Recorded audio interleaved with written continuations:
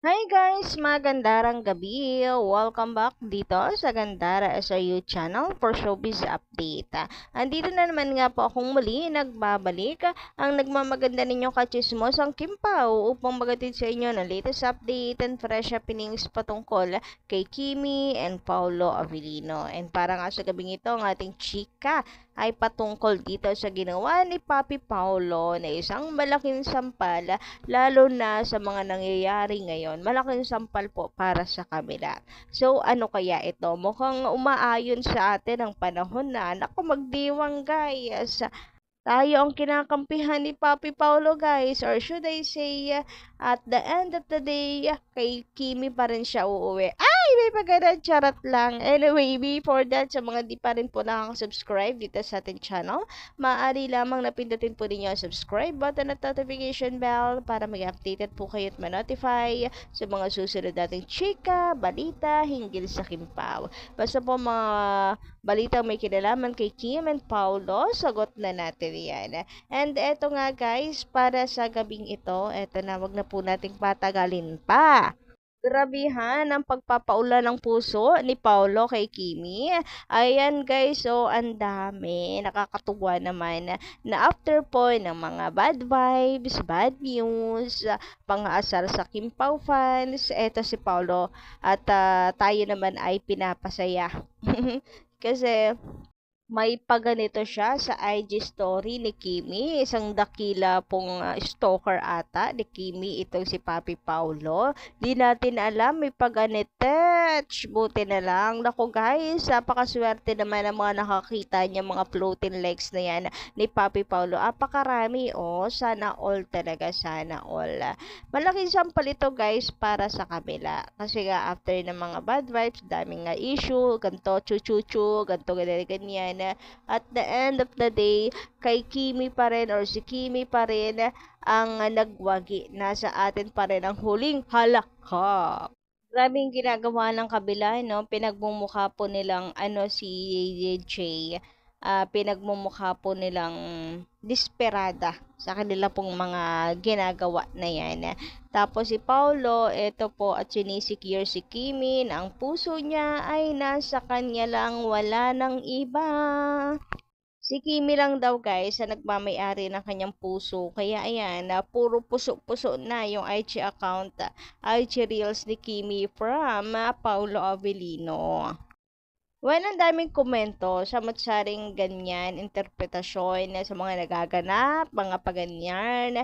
And isa lang din po yung masasabi ko, kagaya ng interpretasyon ninyo, ito po ang sagot ni Paulo Avellino, ito po ang malaking the moves ni Paulo para tuldukan yung mga issue na yan, lalo na yung pinapakalat about sa pagpopondo, sa mga ganyan, chu-chu-chu. Hay nako, ewan ko ba, bakit may naniniwala sa mga paganon.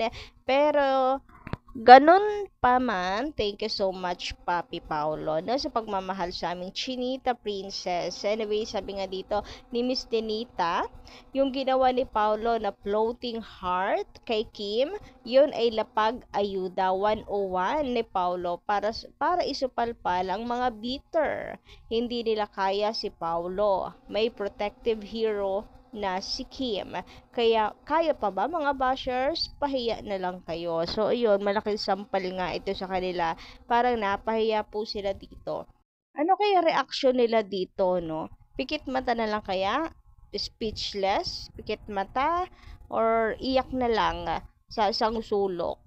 Kasi mukhang pati ang universe hindi po nakikinig sa manifestation nila. Sabi pa po dito ni Miss Nenita, Miss Gandara, yung pag-ice bath ni Kim at Paulo, klaro na nga na sila na talaga. Yung mga pa-heart ni Paulo kay Kim, pinapa-feel ni Paulo sa atin na love niya si Kimi talaga. Ang dami kasi nagsasabi, Paulo, magsalita ka na. Paulo, ano ba? Paulo, ganto ganyan. Pati kapatid mo nadadamay na. Chu-chu-chu, ganyan. Ay, nako. Ewan na. Hindi ako galit guys ha, baka sabihin nyo galit ako. No, hindi tayo galit. Ano lang, Gusto ko lang iparating sa inyo na ayan, yung panawagan nyo kay Paulo ay sinagot na niya, tinugunan na niya. So, sana ay maging enough na po ito sa atin. Yun lang naman na. And do you think guys, isa ito sa mga unusual things na ginawa at ginagawa ni Paulo because of love? I think so. Kung ako pong tatanungin nyo, yes, I think so. Grabe, 'di ba si Paulo para magkakakalyo na guys sa heart ng mga post ni Kimi sa IG Reels nito. Nakakatuwa naman. Hindi kinakaya ang beauty ni Kimi, hindi kinakaya yung ganda ni Kim Chu, kaya ayan na, hindi nakatiis at may pagpuso. Grabihan naman kasi talaga ang isang Chinita princess, nakaka-hook naman talaga. Kung tayo nga girls ay nai-inlove kay Kimi, paano pa kaya si Papi Paulo? Na araw-araw po niya nakakasama. Ay, grabihan. Sabi nga guys dito isa din ba to sa mga unusual things he did for love? Kayo guys, pa-comment dyan sa baba na inyong opinion. Ang dami mga pinagbago ni Paulo ha, yung mga bagay na hindi niya usually ginagawa. So, eto siya. At nagagawa niya because of Kimi. Ay, tinamaan talaga ng lintik ang puso ni Paulo Avellino. And ang timing ha, ngayon pang sunod-sunod yung mga kanegahan, saka may pa ganito si Paulo. So siguro sinisecure tayo ni Paulo. Na-relax lang guys, huwag kayong maniwala sa mga sabi-sabi. Andito ako, ang puso ay nakikincho lang. Charot. Anyway, hanggang sa papalapit nga po ng papalapit, ang movie ng Kim Pao, asahan natin guys na na marami pang darating. And doon naman ako excited guys na sa mga gagawing hakbang ni Paulo Avellino para barahin sila. Ay, grabihan. Gusto ko yon. Sige, guys, lang kayo? Lang kayo? Mang-asar lang kayo. Sige, sige, gawa lang kayo ng issue. Gusto namin yan. Para si Paulo Avellino, to the rescue sa kanyang Chinita Princess. Nako, mas lalo na kaming natutuwa dahil kayo yung mas umiiyak sa mga ginagawa niyong issue. Sa halip na kami yung paiyakin niyo, hindi. Pinapaiyak niyo yung sarili niyo kasi nasusupalpal kayo Nasusupalpal kayo sa mga pinagkagawa ninyo. Sabi nga po dito, there will be some groups of people who will maliciously paint #Kim Pao in a bad light. Titindi pa yan at it gets closer. Kaya walang bitawan. Let's remember, huwag nang mag-instigate ng away. We need casual viewers from other fan groups to make the Kim Pao movie a blockbuster success. Okay, sorry, binabawi ko na yung kanina. Next, pa naman sana ako sa mga susunod nilang hakbang para para sa mga susunod na paayuda ni Paulo pansampal sa kanila. Pero sige na nga, magpapakabait na ako guys para sa Kim Pao. Magpapakabait na ako. I-boost na lang talaga natin ang movie ng Kim Pao.